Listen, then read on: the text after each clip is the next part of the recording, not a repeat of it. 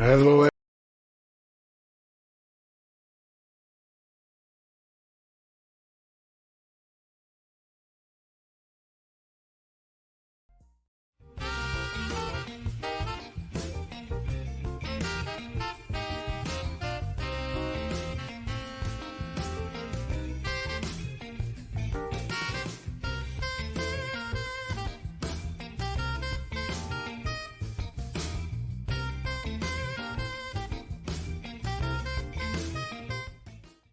What is up, everybody? I'm Ivan Vargas, and welcome to the debut show of another Bear Show right here on the Tape Never Lies Network. Oh, I'm so happy to be here with you guys. I know we got the chat blowing up already. Appreciate all you guys. I'll get to you guys in a minute, but it is so awesome to be here live with you on Tuesday nights. I picked this time slot for a reason, just to try to fit in between, Sundays and, keeping it 100. Just trying to go ahead and give you guys some more Bears content, the best Bears content that you deserve. So without further ado, let's go ahead and jump into it. Last Sunday was a debacle of epic proportions. The Bears jump out to a huge lead. Everything looks great. And then all of a sudden, the Bears show up and they become the Bears once again in the second half. Denver storms back with 24 unanswered points to go ahead and defeat the Bears. And to be honest with you, the final score, it could have been a lot worse. It could have been a lot better, obviously, with a win if they held on to it. But this is exactly who the Chicago Bears are. Don't know how to finish. Don't know how to win. Just a team just kind of in flux right now, and I don't think their leadership is doing them any types of favors whatsoever. Speaking of leadership, we're going to get into some interviews later on in the show. We're going to be talking about Matt Nagy, his flip-flopping. We're going to talk about Luke Getsy's interview today, as well as Justin Fields. I believe Justin Fields more than I believe any one of his coaches when he's at the podium, even though he has flubbed in the past. I just feel like he's more truthful and believable when he is at the podium. Sean Stewart, the first one out of the gate, 420. I appreciate you, brother. Thank you. Looking forward to this one. Let's go, Ivan. Thank you, guys. Corn Planner, I love you too, man. Looking forward to the show, dude. It's been a long time coming for me. I've been looking forward to doing this. I'm so pumped with all the support that I got right here. 65 of you right now. Hopefully, it gets to be more. But getting back to the game, I want to start out with that first drive. We saw something that I feel like was lacking with the Chicago Bears and their, and the start of games, and that's getting the tight ends involved. So you get Tunyon involved right away on an out, 9 yards. You set up a first down with the next play going to DJ Moore for a 7-yard curl route. But after that, it just feels like you tried to go back to old tendencies. Why wasn't there more of a emphasis on, okay, if we're going to go past Justin Fields right out of the gate, let's just continue to do that. Let's get the tight ends involved, short passes, maybe a play action or two. I did not like the design run I didn't like any of the design runs that they had this past game. It just seemed like it was forced. It seemed like guys didn't understand what their assignments were. And, I understand Justin can be a magician with his legs, but let him do it.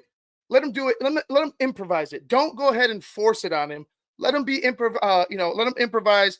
If the play breaks down, and do it with his legs, then I don't really like the design runs as much as some people might. Going ahead, Justin Fields gets sacked right after that. Again, the offensive line has had its struggles, even though Justin had one hell of a day. And you're looking at Justin like, okay, now you've had now you had a loss of one on a run. Now you're giving up a sack. Now we're giving up a sack that, could have been Justin's fault. He could have tried to escape, but I feel like right now Justin is still trying to force things as a passer, and you're still going to see a lot of these sacks taken until he understands, hey man, why don't I just go ahead, escape, get rid of the ball, live the fight another day. And you're gonna see a lot of that. You're gonna hear about that later on as well when it comes to fumbles later on in the game. So that first drive, you get to 4th and 1. You had momentum. You're right there right there on the 50-yard line. 4th and 1. You decide to punt. It's the most pussy thing I could have ever saw from a coaching staff to go in 0-3, potentially going to be 0-4, and not go for it on a 4th and 1 with nothing to lose. You've been ridiculed throughout the media, throughout the fan base. People want people fired here. You have to give them something to cheer about. And to be honest with you, I feel like this decision ultimately came back to bite them in the ass in the end. You got to go after points. You have to put points on the board. I just don't understand why this needs to be explained to the Chicago Bears. You have to put points on the board. You haven't been doing that. You damn near were shut out by the Chiefs. You should have been shut out by the Chiefs. Tampa Bay's defense was whooping your ass left and right. These were like the best. This is the best opportunity for you to get a W after 13 weeks at the time of losing, and you couldn't finish it. I think this play comes back to bite them. If you look at it, Denver's first drive after the 4th and 1, they go 12 plays, 69 yards, 6 minutes and 12 seconds off the clock, started from their own 16, and they ended with a 18-yard run by, I think it's McLaughlin, 18-yard run by McLaughlin. The tackling was atrocious. It was non-existent. He broke through a crowd of Bears into the end zone. And to be honest with you, I felt like he could have done that multiple times throughout the game. I was surprised they didn't get him involved a lot more. Moving on, going into that second drive, the Bears do get a touchdown, 11 plays, 75 yards, 5:15 off the clock. It started from their own 25. The problem I have with this drive, though, obviously it's not the touchdown. It's the 6th play of the drive. You're in another 4th and 1. You call this tight end sneak that we've seen time and time again. I'll say we've seen enough this year to know that it's pretty much hit or miss, and I really don't like when it happens. I really don't like seeing it. I feel like you're trying to force someone else's identity on this team, which just doesn't make sense to me. Give it to your playmakers. Justin Fields should have the ball in big-time situations every single time, without doubt. It shouldn't be Cole Kmet. It shouldn't be Khalil Herbert. It should be Justin Fields, because you still have to figure out if this guy is worth taking another look at, if he's worth signing that 50-year contract. You have to be able to see if he's going to overcome these flaws in these situations and put the Bears in situations to win. You can't give it up to Cole Kmet on a 4th and 1 to take a quarterback sneak up. It just doesn't make sense to me. Moving on, Bears third drive ended in a touchdown, 5 plays, 49 yards, 1:16 off the clock. Cole Kmet was wide open. Justin Fields, I mean, it's good that you hit wide open receivers. You weren't doing that earlier in the season, but I just feel like that the first 3 drives were pretty much the best 3. Well, I wouldn't say the best 3, but it was like the best 3 that I've seen in quite a long time. Maybe since last year. Trying to think of the game, but it's been that long. It's been that long. You're going to go ahead and we're going to go ahead and jump to the Bears' last couple drives. You look at it, 13 plays, 82 yards, 4 minutes and 3 seconds off the clock. They started at their own 25. They turned the ball over. Khalil Herbert's 4th and 1. I'm fine with going for it. Obviously, the points would have been nice, knowing that your defense isn't great. You know what I mean? And this is your defense, Matt Eberflus. Knowing your defense, you should have probably taken the points. Me, on the other hand, I'm thinking your defense isn't good enough. Your defense isn't good enough even to go back down and stop them if you did take the points. So I'm okay with the 4th down call. Again, I want the ball in Justin Fields' hands, regardless of what we're thinking right here, right now. I want Justin to make the call. And it's beyond me that you have a guy who can move like he does, who obviously is having the best game of his life, and you want to take the ball out of his hands in the biggest situations. And this isn't just one game. This is consistent. This has been consistent. They take the ball out of his hands in these short down yardage situations, and it doesn't work majority of the time for them. It really hasn't paid off majority of the time. I think they need to go ahead and look to what they're doing on short yardage and how they're using Justin Fields, because I think he's not being used correctly in those situations. Next play, actually, Luke Getsy had mentioned, and you'll hear it later in the interviews, Luke Getsy says that Justin read the play correct. The play was designed correctly.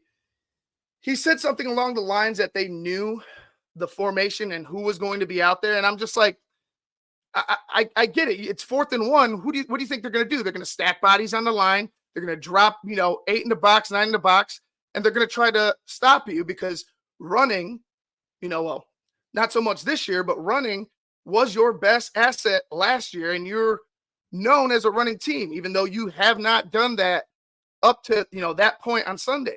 Sunday, they ran it a little better, but it doesn't make sense that you don't use Justin in a play action situation under center. You bring a fullback in there. If you want to give the illusion of power running, do that. But then the thing is, keep the ball in Justin's hands. Boot action. Either he goes and makes the play downfield, or he makes the play with his legs. Even though he's having a bad season so far with the ground game, Justin's still averaging 4.8 yards a run.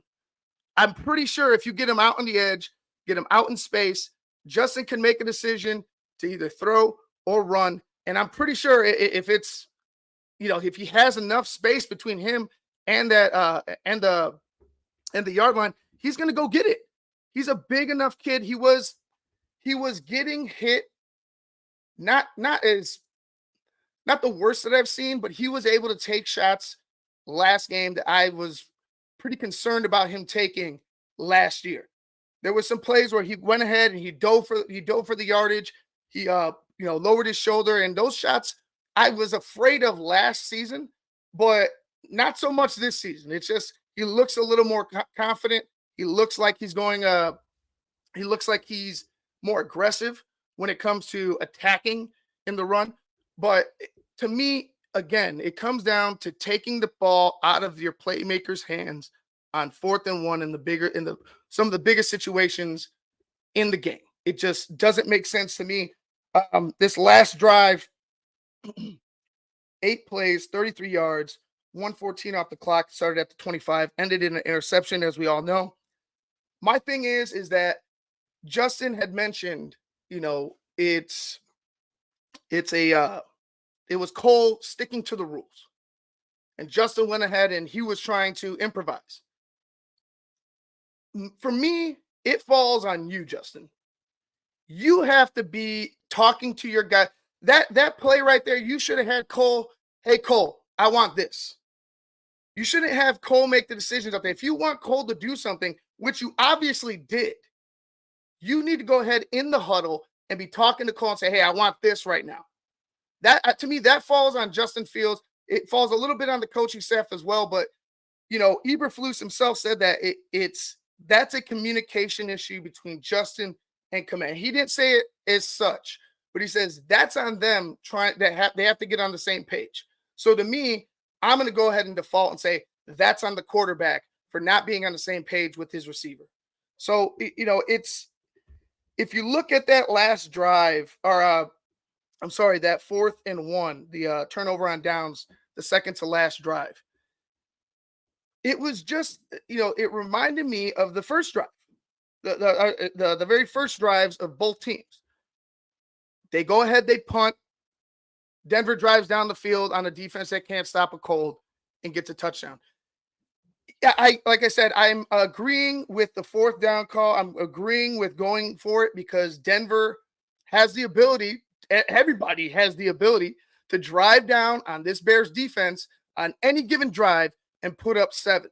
So agree with the call. Don't agree with going for it. Don't agree with the play call.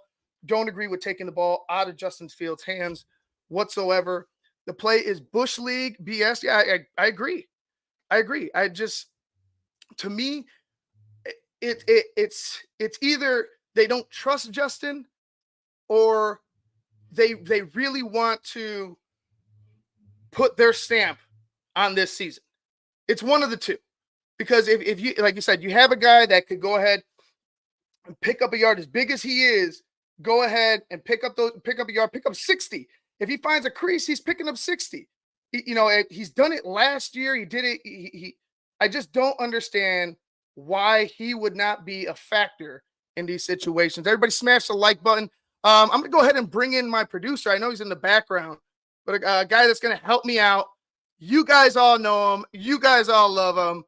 Mr. Christopher Jack. Yo. What up there, Ivan? How we doing? I don't know. I can't hear you because you're all what's going on? I'm doing it again. There we go. How we doing? I'm good. How are you, Jackal? I'm better than the Chicago Bears. That's for fucking sure. Better than Matt Eberflus. Let's just start there. But This is a beautiful start. Another Bears show. ABS in the building. I love to see you doing your thing, man. This is awesome. I'm glad to be here to help you out, brother. I appreciate it. Jack will be in the background. He'll be popping in and out if he has something. But he'll be in the background helping with the chats and the super chats and everything like that. So, Jack, I appreciate you. Let's get back into it. Bye, Jack. Let's go.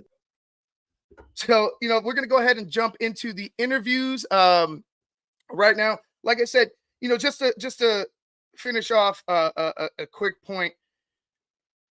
If Eberflus is going to do this for the rest of the year, you're going to need to see some personnel moves. I feel, and I know the secondary's beat up, but I feel like there's going to need to be personnel moves as far as players are concerned, because it just doesn't seem like guys are getting to the quarterback. Guys are getting to their spots. As linebackers, it just doesn't seem like anybody is on the same page on defense at all. So I don't understand it. It's a communication issue. It's a coaching issue. And it starts with Matt Eberflus. So speaking of Matt Eberflus, we're going to go ahead and get into these interviews. This first interview is from Sunday, right after the game. I want you guys, those of you that didn't see it, or those of you that, that heard it and want to hear it again because of Matt Eberflus's complete lie about his knowledge of Chase Claypool and the situation there. That's what we're going to start off with right now. Let me get back to this form. 1 second. There we go. Sorry. On that 4th and 1, you would still need some other things to go right to win the game at that point. Why did you think that was a better course of action than kicking the field goal? Yeah, just because of the way we were running it. It was a half a yard. So I felt very confident about getting that right there. And every situation is different. You got to look at the game in its entirety. And I think that the way we were running the football and the confidence that we had on offense in that moment, I would say that we're going to do that right there. With half a yard needed, why run out of the shotgun there instead of go under center? Yeah, there's a lot of plays that you can run there. You could have run a bunch of different plays, So that's the play we chose. That's the play we thought was the best at the time. Why did you think that was the right play at the time when you need half a yard to go out of the shotgun? Yeah, I mean, just because it's about moving people off the ball, and as we've been doing all day, and we just got to execute. Now that's part of the problem is that everything just seems to be okay with Matt Eberflus. Everything just seems to be, that's what we wanted, and it's all right. We'll get it again. I just don't agree with it. Obviously we know how Phil feels about Matt Eberflus. I need to see some more. I need to see some or hear a little bit more from you. Just say there was no bad execution. Just straight up. Hey, you know what? We had what we wanted. We didn't execute. I'll believe that than just giving me, giving me some flub. And that's what you're going to hear from Matt Eberflus a lot. In that moment. Did you guys through the decision to try and draw him off sides, bang the timeout? Yep. Yeah, that's just the freeze timeout. You get him up there like you're going for it right away, and you just freeze, and then you call timeout right before it, and then you get your best play available because it gives you a little bit more time to get that best play going, and making sure that all the players, the subs are right, and we're all good, and we're set up for that moment. And how do you wrap your brain around Justin's day? Obviously very productive for Yeah.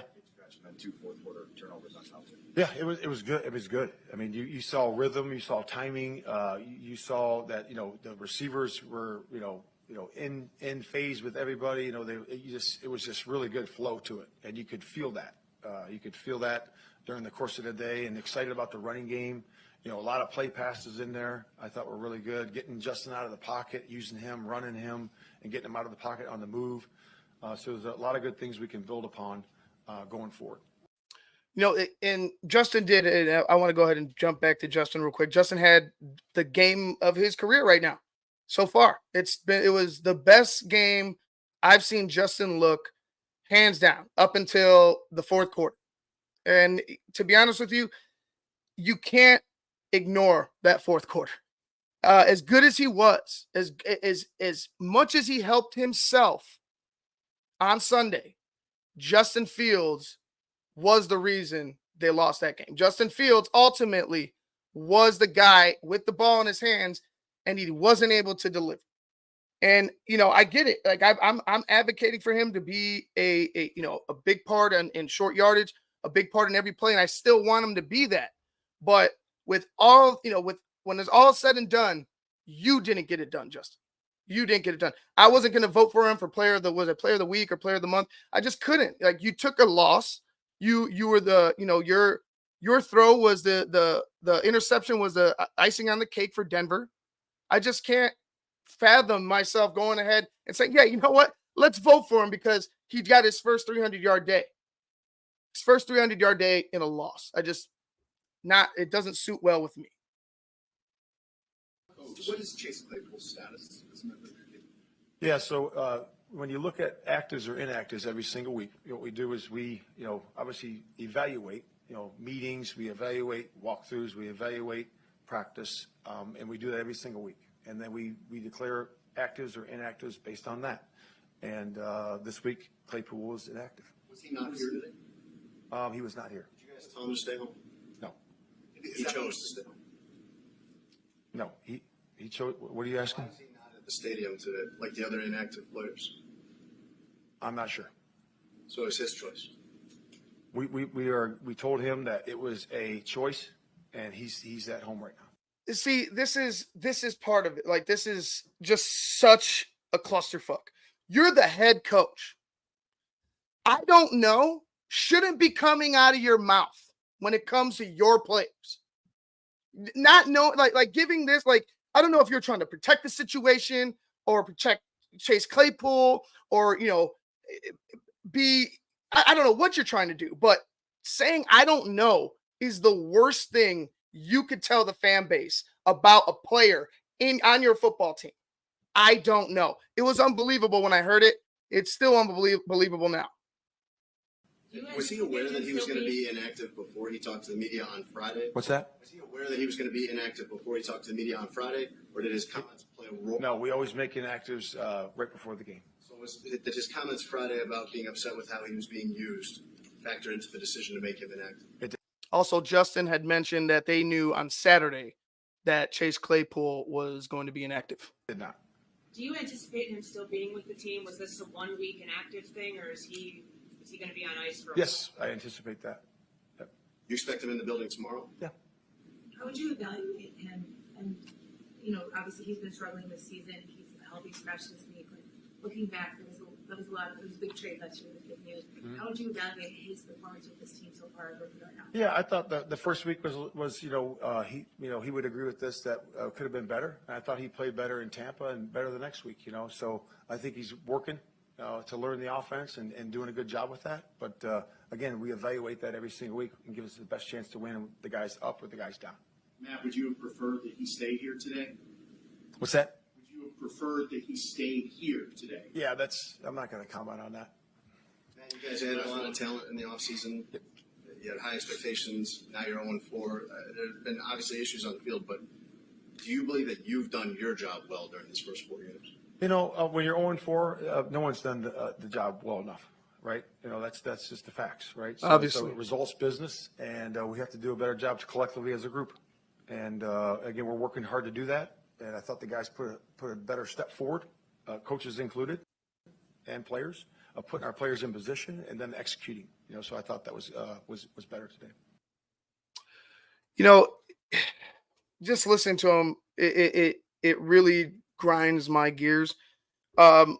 Obviously he's a liar. Obviously he's lying. I don't want to go ahead and outright say, hey man, you're just a liar in everything that you do, but you're a liar right now. You lied to the fan base about the Chase Claypool situation. You didn't want to talk about it. You said, I don't know as a head coach about your players, your personnel. I don't know. Are you clueless? Are you that clueless to tell? Is that what you're telling us, that you don't know what's going on in your locker room?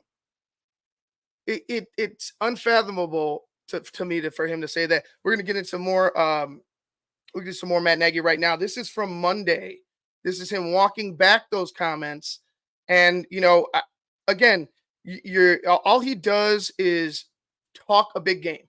It sounds like he's drowning in his own words every single time I hear him at the podium. It's either, actually, it's not even either. It's positive, but extreme fault. Like you have, even when you have nothing to be happy about, you're trying to force something to show that there's progress. And some of the progress is shit. There's none. So I feel like he needs to be real. You're going to hear Justin talk a little bit later. And like I said, I believe him more than I believe Eberflus, more than I believe Luke Getsy. Why am I big right now? I'm going to go. There we go. Is the plan to keep Chase Claypool away from the team until you trade or waive him?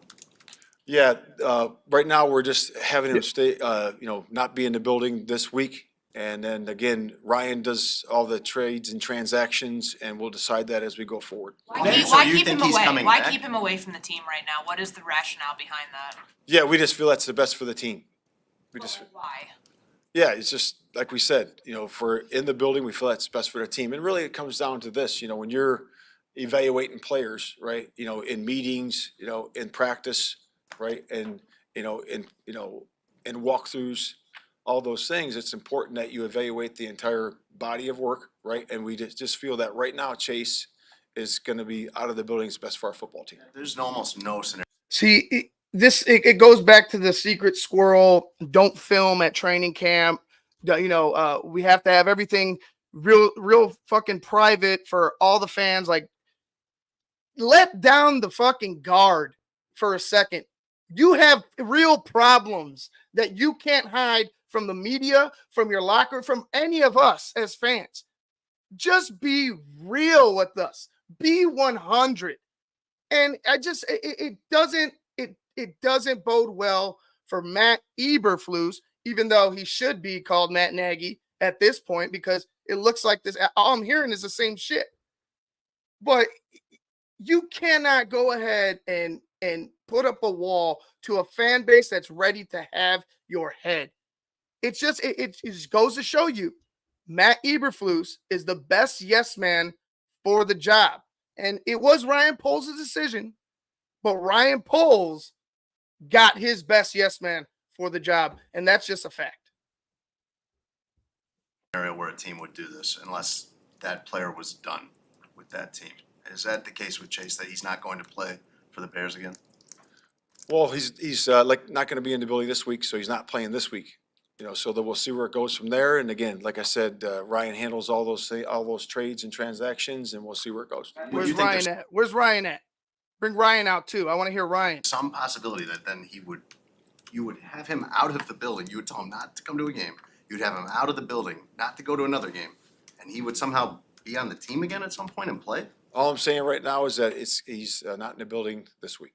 Just tell the fucking truth.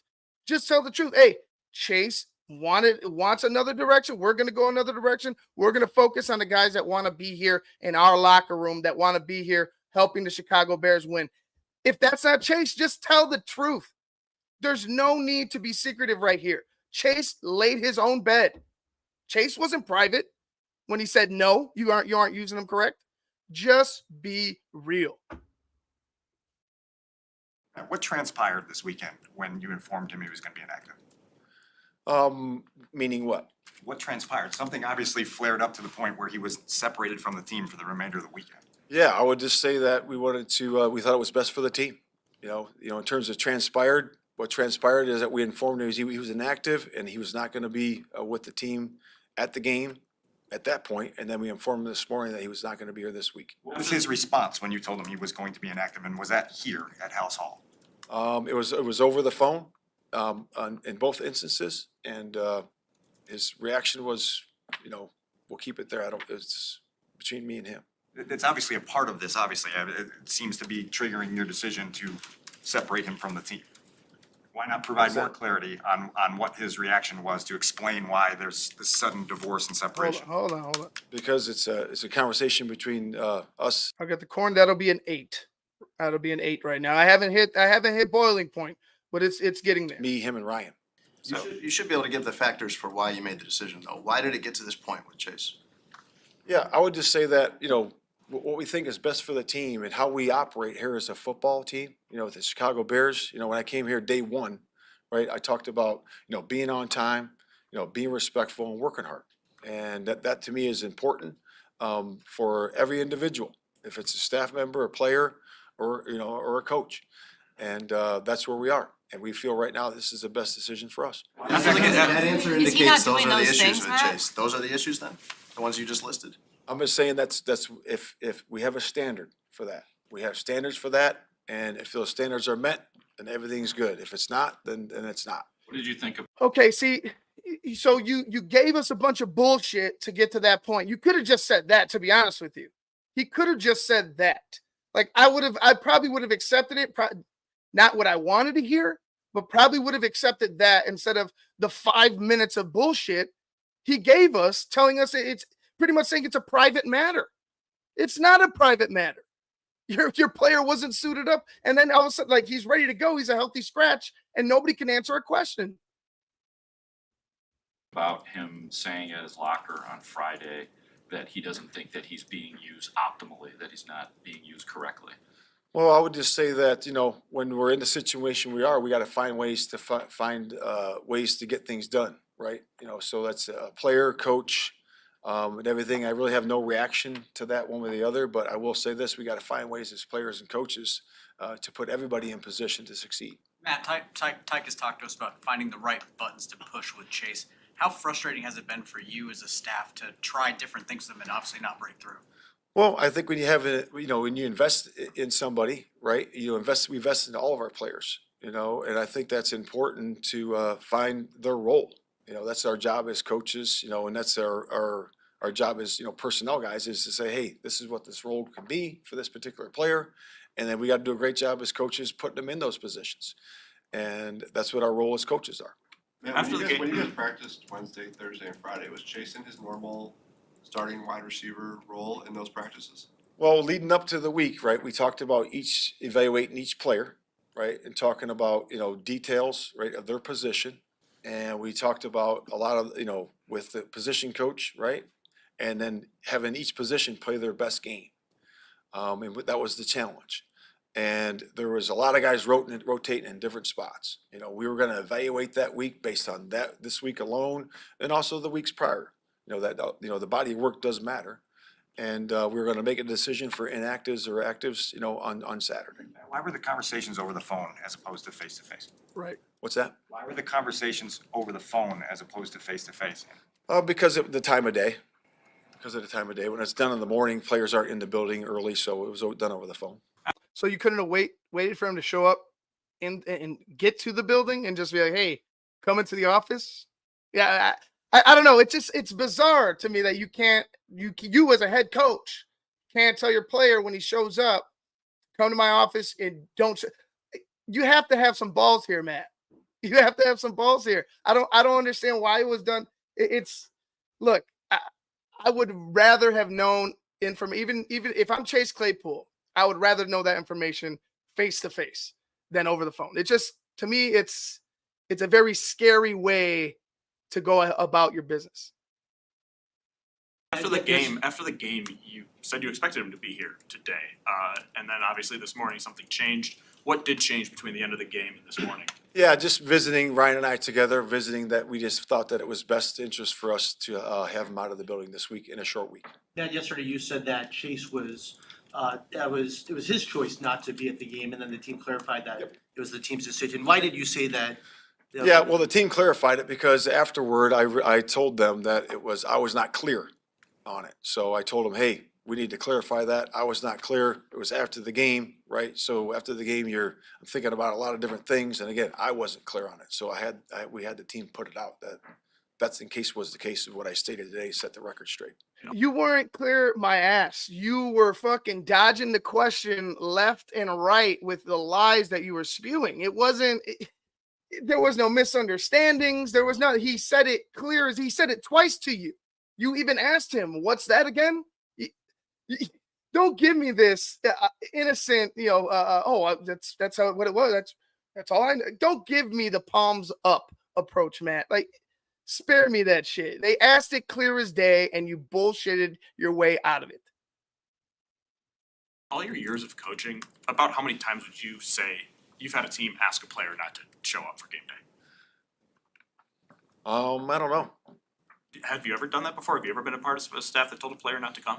We've had issues, before, where we had a player, disciplinary things or whatever that is over the years, 32 years. Certainly we've had that done before, on a few occasions, I guess. Matt, do you feel like Chase's unhappiness here and frustration has kind of had a negative impact on the locker room? It's, when you lose, right? We've lost a couple games here this year. And, for me, it's like everybody has frustrations. But you got to be able to control your emotions, right, and focus on the task at hand. And this is this week and this week alone. And we did a better job of that last week. We focused on the details. We focused on us playing a better football game, and we did that. We made a lot of improvement last week, and I think it's important that we continue to build on that momentum of playing better, okay, into this week.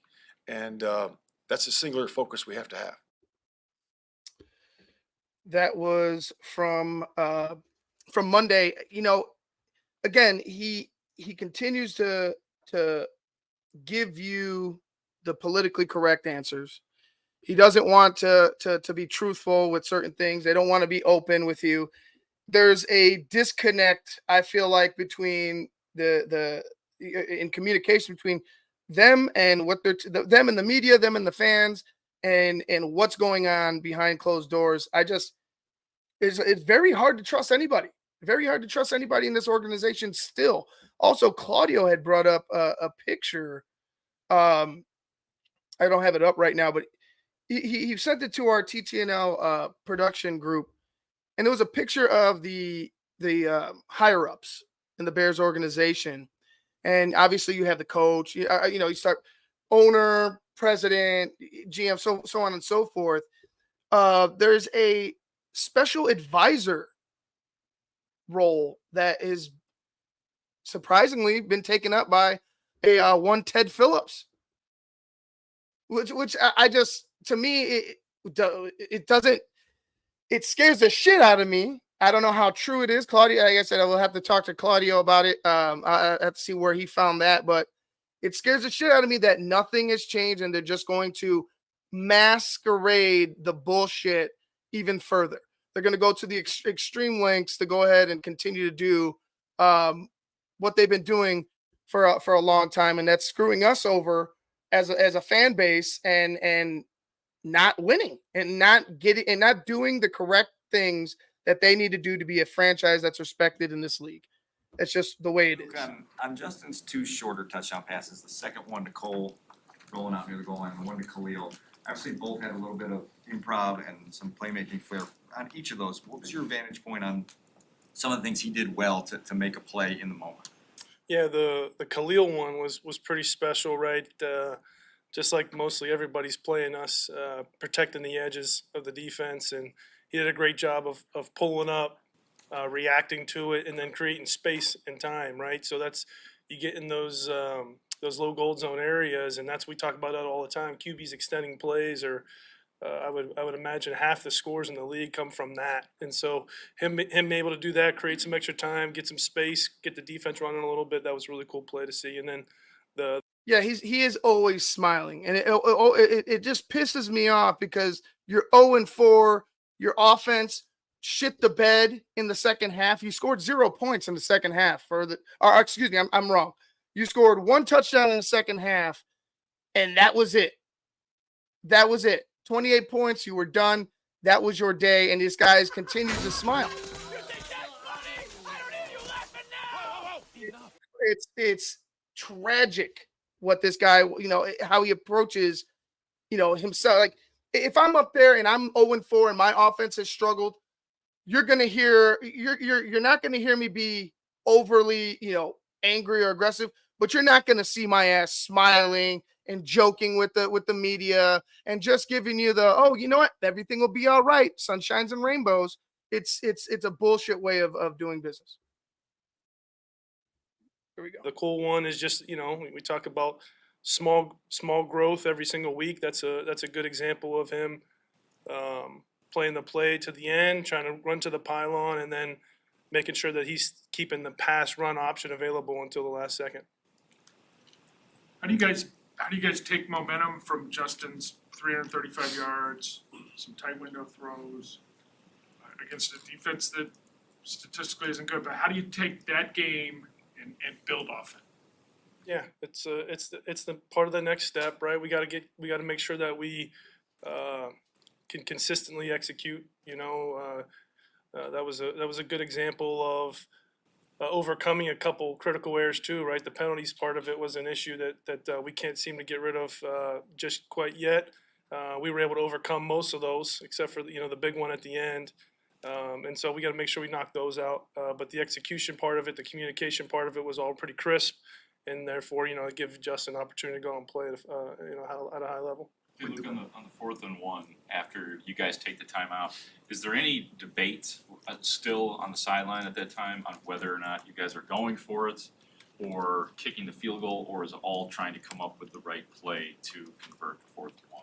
Yeah, no, any of the communication at that point was just making sure we were all on the same page with the play that we were going to run. So that was, Flus said we were going, so then we had a chance to bring the guys over and say what we were going to do. And we went with it, and like Flus said the other day, like we liked the call. We didn't obviously execute it necessarily, but we knew how they were going to line up. We had the right call. Justin made the right decision. Not necessarily. You didn't with execute his decision, and we just didn't get it done. And that's one of the plays that Justin Fields is most comfortable with in that scenario. Is that something you guys check with him during the week of practice and say, what would you want in this scenario? So he was comfortable with it. For sure. That was the 4th time we ran that play, probably 3rd time we ran a similar type play. So the execution, the alignments, the angles, everything was exactly the way we wanted it. What made that the right play in your mind?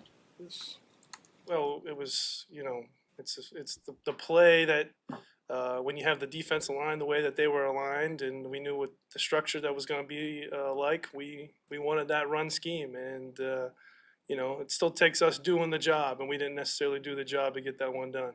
How do you assess your wide receiver depth chart with Chase not a part of it? And what do you mean? How do I assess it? Is he fair enough? Are you happy with the group? Like you didn't have him last week. You're not going to have him this week. I don't know about the future, but how do you feel about that position group with Chase not in the room? Yeah, we're getting to know each other each and every week. We get to know each other a little bit more. Get to know a little bit more about each guy and what they do well, where they need.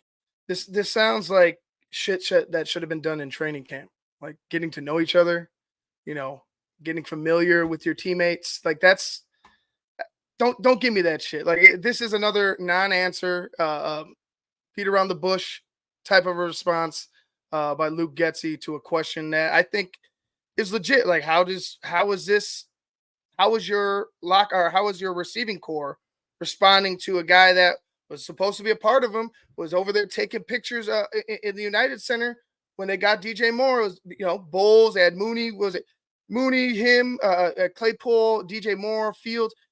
That I thought there was camaraderie there. So like now there's an issue. Like I want to hear truth from these guys. Just tell me that, give me some substance to these answers that you're giving, because it's all crap. need to improve on and stuff. And so we do a pretty good job each week. Tyke does a great job of dialing in. Once we put the plan together of making sure everybody's in the exact position that they need to be in for each scheme. So I think that part of it, we're growing to know each other much better, and hopefully we can continue to get guys in the positions to help them, go be successful. Luke, how disappointed are you in Chase Claypool? I think, in that whole situation, we're worried about Thursday. And I'm going to let Coach and Ryan handle all that stuff. Anything, we're going to talk about Chase today. In respecting your decision to let Ryan handle the talkings about Chase Claypool, but it appeared that, like in camp, he was a featured guy, a guy that you guys really wanted to get production out of. How does it change or reset your focus and your offense not having a guy who, at least from my perspective, it appeared that you guys wanted to feature this year? Well, there's always the challenge of anytime you go into a game week, you have some people and you don't have some people, and that's part of the job that we do. We got to make sure that we're prepared for whatever's thrown at us, and that's just that's again. It's not just some people. This guy was supposed to be a major factor in your plans. He was supposed to be a major part of this offense. To just be so nonchalant at a certain, it just disgusts me because did you care for the guy? Like, did you even give a shit that he's gone right now? Like, we can't get that answer from you, but it just way too nonchalant for a team that's been winless for over a year. What we have to deal with, and we're working through with the guys that we got. Last week you talked about Justin. There's still been a lot going on through the first 4 weeks of this season around here, and how Justin's been able to really handle that very well. But what is the challenge now, coming off of a loss like that?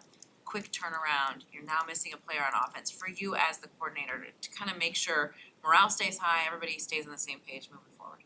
Yeah, just it's what we talked about before, in the sense of you create this relationship with your players long before any moment ever comes, right? And you create this relationship that you can lean on in the good and the bad. And we know as pros. So what happened in the relationship between you and Chase Claypool that went sour? Why did it go so sour? In this building, that when that game's over, you get a couple minutes to think about it and reflect on it, whether it was good or bad, and then it's time to rock and roll again. And so there's no putting our head down, and we're consistent. The positive energy is going to be flowing. We're bringing it with us every single day. That's what we do. With a sun kiss? And, we're not going to change. That's not juice, right? Sorry? It's not juice. This isn't. It's not juice, right? Somebody else. Look, you talk about it. So you talked about the 17-game process. This is still only week 5. But at what point do you expect?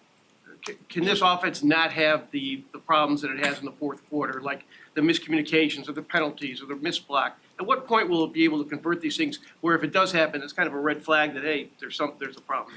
Yeah, there's no point that's set. We just got to get better, and we got to make sure that we execute better, point blank. I mean, it doesn't matter whether it's week 5 or week 17. We got to execute better at all phases, whether it's 4th and 1, whether it's the first quarter, it doesn't really matter. We got to make sure we're executing better, everybody across the board, including myself. All right, that was Luke Getsy talking today about what happened on Sunday, giving a update on Chase Claypool. I guess you could call it an update. Jackal, did you have you had something?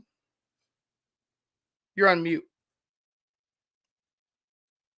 No, just a couple of things real quick. With respects to Chase, I had heard some stuff today listening to one of the national guys talking. I forget what show it was. Needless to say, they were talking about Chase being disruptive in meetings, talking about him coming out to practice, not wearing his practice jersey while everyone is suited from head to toe and what they're supposed to be wearing. He just seemed to be the guy that allegedly was not down with the plan. To that point, I see some comments in there about making him being a scapegoat. Hey, if they can shift, hey, look over here, guys, because this is what's going on. In reality, on the other side of the fence, it's just a complete shit show, which is Hallis Hall. I'm curious to see if they're just really trying to make a mountain out of the molehill with Chase. He just isn't performing. They're going to get rid of him and try to close the chapter. But at the same time, the media relationship with the Bears, does that play into this? You got the guys that ask the hard questions, and then you got, there's some yes men in the media as well. I'm interested to see how this kind of plays out.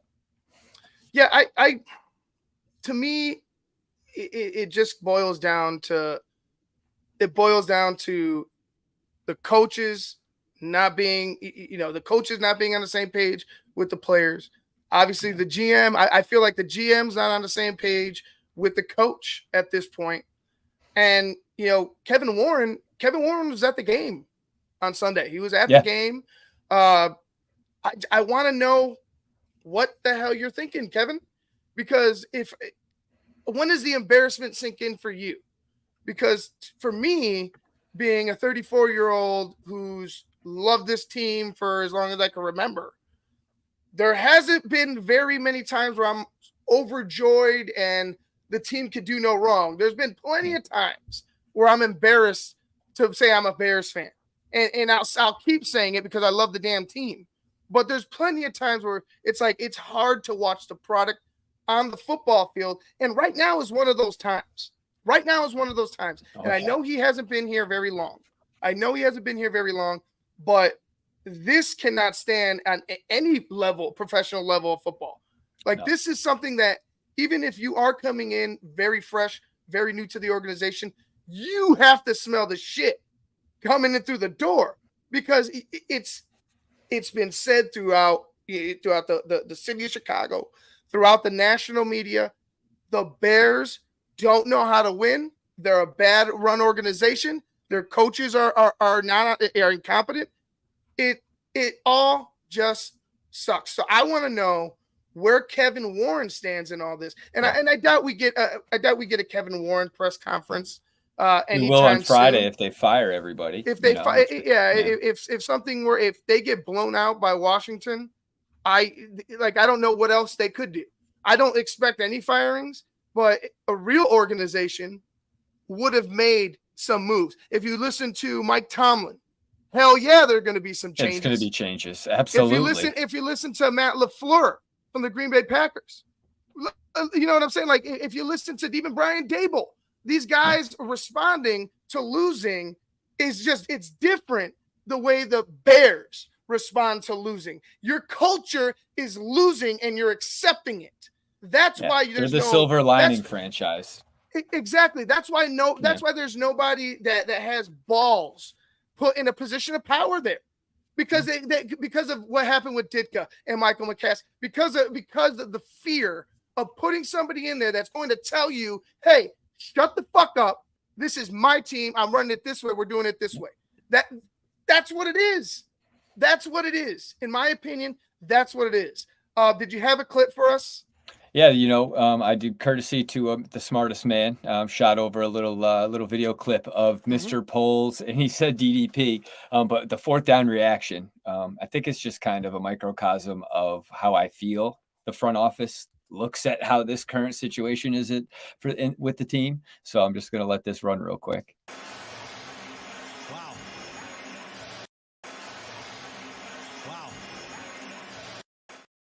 Some happy people right there, man. You know? And it's such a telling shot. I think it was a director of player personnel. I think that was with his hands in his face in his hands. You have Ryan Poles, in the shadows with a stoic look on his face. Clearly has to be pissed. I mean, there's no other emotion to express but anger, frustration. It wouldn't sit well with me if Ryan Poles was just up there and, having a cocktail or, mingling with other people. You know what I'm saying? It wouldn't bode well for you should be pissed because part of this is on Ryan Poles as well. Of course. It's a reflection of him. He put the product out there. Yeah. Exactly. So it's a telling picture, man. That's the Chicago Bears in a nutshell. Yeah. That's the Chicago Bears in a nutshell. Let's go ahead and jump over to Justin Fields real quick. This is the last interview we got before we get into the preview and prediction for this Washington game coming up on Thursday. What were you most pleased about the way the offense and you performed on Sunday? And what's the key to carrying that over into the future? Yeah, I think the offense was more honed in on our details and really trying to execute each and every play, take one play at a time. But I think we were good situationally, goal zone. We executed well, and I think that's a plus that we got to keep on going. So just keep that going, and you know, if something's there, just throw it away and move on to the next play. And I think, you know, everybody did a good job bouncing back. For example, Tyler had a false start. First 15, we didn't let that phase us, and we kept moving on, so it was good. Somebody's phone is ringing up here. Hold up. Should have answered it. There you go. Pick it up. It's good to see him smile. What are the amount, you had an uptick of 2 I guess. tight end sets this past Nothing week. else What does that smile do about. for this offense? Yeah, I mean, it just, you know, influences the personnel that you want the defense to bring out. So, you know, 12, 11 personnel, you just do that for, you know, matchups and personnel purposes. Do you feel like that helped? I mean, just in getting the tight ends more involved, obviously Cole had a really good day too, but do you think that helped move the ball down the field more effectively than it had in previous weeks? I think so, but I, you know, also think that we do 12 a good bit each and every game. So I think it's, you know, based on what team you play. Running it and getting them involved are two different things, though. Yeah. You know what I'm saying? Like running 12 and getting the tight ends involved are a little bit different. You know what I'm saying? You can run the play, but if you're not going to them, there you go. Whether you want them to bring nickel out or keep base on the field or what. So I think it, you know, changes each and every week. Justin, we know how you felt about losing the game this past week, but do you take some amount of pride and accomplishment over the fact that you did throw for over 300 yards and have 4 touchdowns? I mean, yeah, you do a little bit, but, you know, the main thing is you want to win. To be honest, I'd rather throw for 50 yards, 3 picks, and we still win the game than, you know, what happened this past Sunday. At this point, winning is just the number one thing on my mind. So I'd rather do that than accomplish any individual goal or individual statistic than that there is. So, you know me, I'm just trying to get a dub. So, which I feel, but don't fucking throw for 50 yards and 3 picks. I'd be livid. Do for 3. I mean, I'll take the W. I get you, but don't do that. What's the process like the last day or two of trying to figure out what from Sunday's game is kind of a universal thing that could work Sunday to Sunday to Sunday, and what was a product of the fact, you know, the Broncos defense came in having given up some pretty gaudy numbers? Remember, that was a long question. How do you sort through what can work every week versus what worked because you were playing a defense that had been struggling?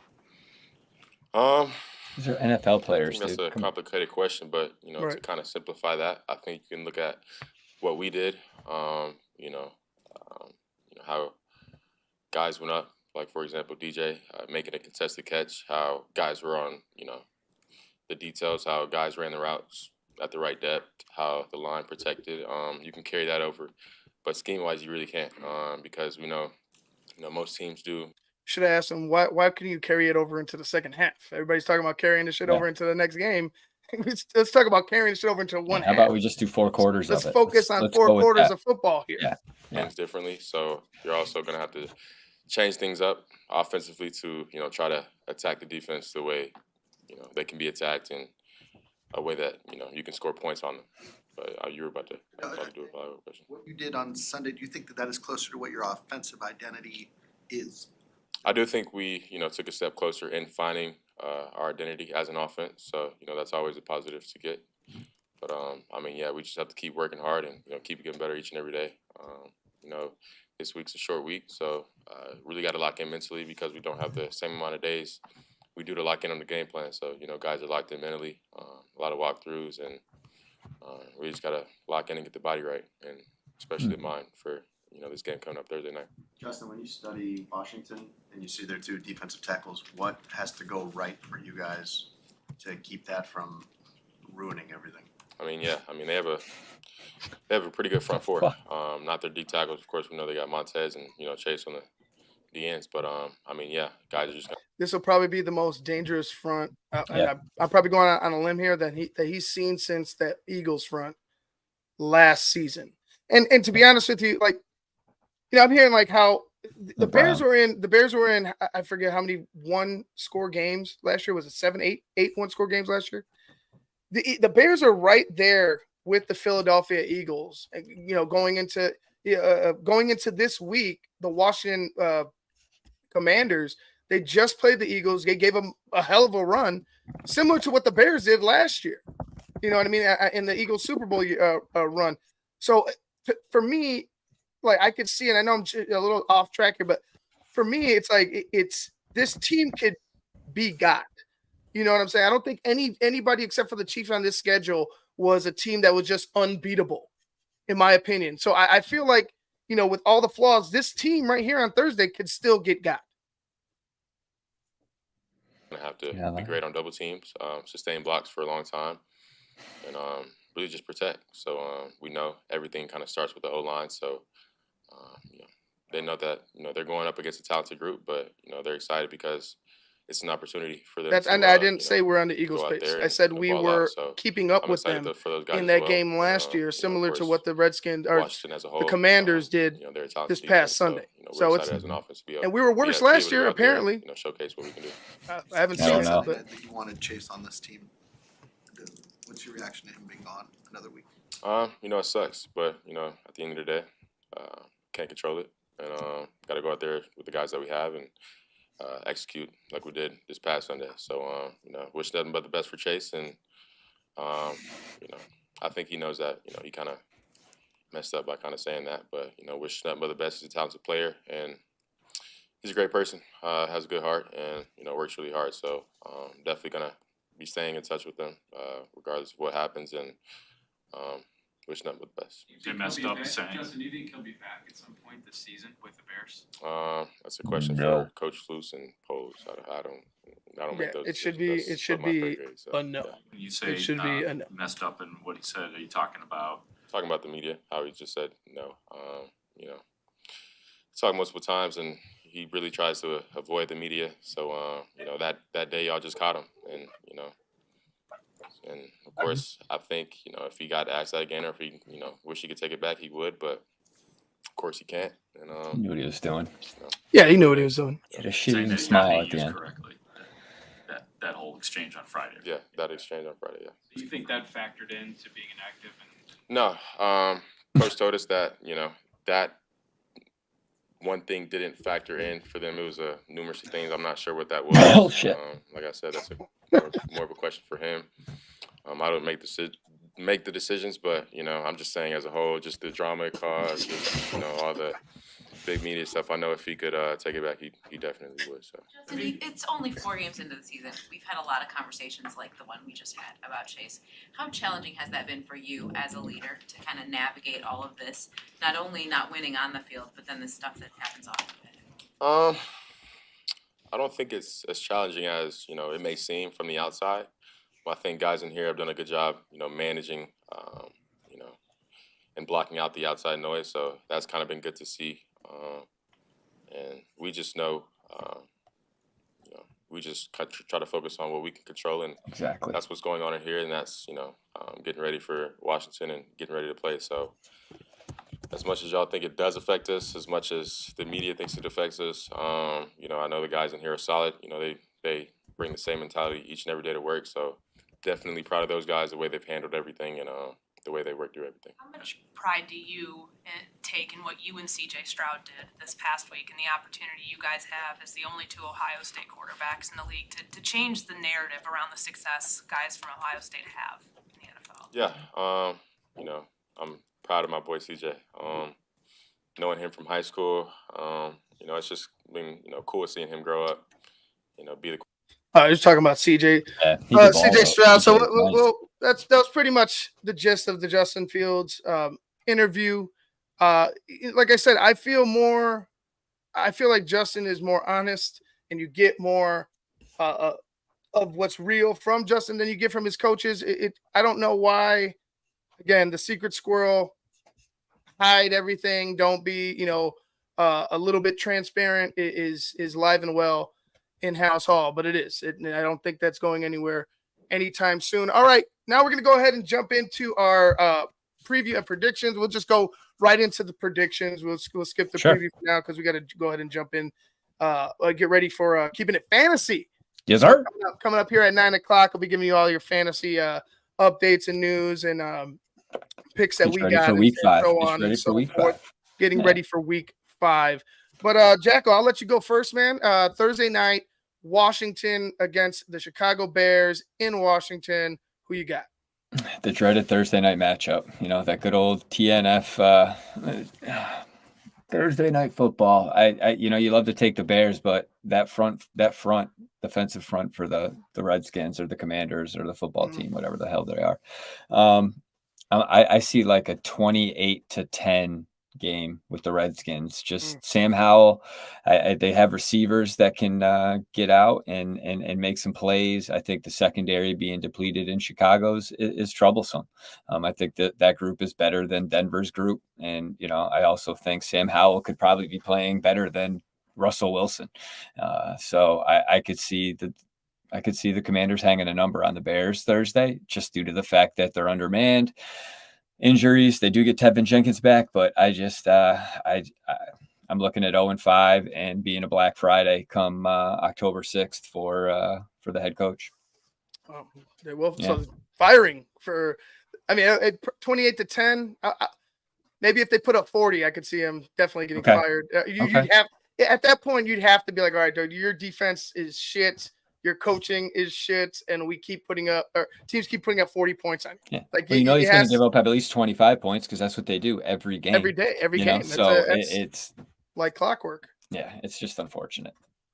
What about you? For me, what says you, Ivan? For me, I can't allow my debut show to go on and have me not pick the Chicago Bears, even if it is coming from my heart and not my head. I'm going to try to make it as logical as I can, that my explanation for why I feel the Bears are going to win, even though I know people are going to call me insane. Washington gave Philly a great run on Sunday, but a tough division loss on a short week. I'm thinking they put a lot of effort into that game. I'm thinking they try to really, go after. I think their focus was beat Philadelphia and worry about Chicago later. You know what I'm saying? They weren't able to beat Philadelphia. They probably exuded a lot of effort there. Short week. I think the Bears, in my opinion, might get lucky. And that's pretty much all they will get. My score is going to be 21-20. Bears win by 1. See, I told you corner's coming at me. I'm fine with it. I'm not allowing the debut show to go on without me picking the Chicago Bears. I can't have it, won't have it, can't allow it. So there you go. Crazy pick, I know, but hey, got to do what I got to do. All right, guys. Well, what are you looking at? You looking at me? You looking at me crazy? No, I'm just looking at a comment. I just was confused. I don't know. Did we get blurred out or something? You can't say the word Redskins. Is that said Redskin? I did like 4 times, but that's what the football team used to be called. I don't know. Oh, I don't know. Yeah, don't want the woke mob coming after you. They might be the Redskins show, again. You never know. They might be the Redskins again. Apparently, there's some type of petition going out amongst the tribes. Yeah. So, All right. Anyway, guys. Dude, Ivan, you killed it. First great show, man, dude. Hey, I appreciate first one in the books. ABS. I appreciate you. ABS. I appreciate you, Jackal, for coming and helping out, and you'll be a part, obviously, helping out when you can. I'm gonna go light this one before we go ahead and start the show. I bought a cigar just for this special occasion to go spark up after my first show here on The Tape Never Lies. Thank you for everybody that tuned in. It was an amazing turnout. I was shocked when I seen over 150, close to 200 people coming in to support me and show me all the love that you guys did. And bear down to you guys. Love you guys. Continue to support. Tomorrow, you know what it is. Keeping It 100. And I believe the Catman is on Keeping It 100 tomorrow. Am I wrong, Jackal?